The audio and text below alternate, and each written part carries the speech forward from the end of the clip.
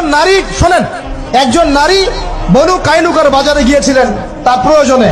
ইহুদি তার শ্লীলতাহানি করেছে, তার সতর খুলে দিয়েছিল একজন ইহুদি। এটা দেখে একজন মুসলিম ভাই সেখানে থাকতে না পারে ওই ইহুদির গর্দান নামিয়ে দেয়।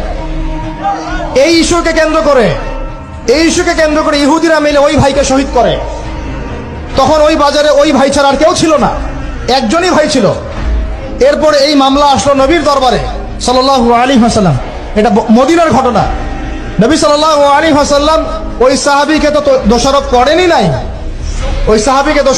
নাই, বরং নিজে বর্ম পরে অন্য সাহাবীদেরকে বলেছেন তোমরা বের হও, আমরা বনু কাইনুকা আক্রমণ করবো, ওকে এখান থেকে বের করে দেবো। একজন দিনী বোনের ইজ্জতের বদলা নেওয়ার জন্য পুরো বনু কাইনুকার ইহুদিদের সাথে যুদ্ধ হয়েছে। আর আমাদের বোনরা স্বেচ্ছায় ইজ্জত বিলি দিচ্ছ। তোমরা হচ্ছে মাটির তলে চলে যাও, তোমাদের বেঁচে থাকার চেয়ে মাটির তলে চলে যাও। তোমরা নিজেরা স্বেচ্ছায় ইজ্জতের বিসর্জন দিচ্ছ।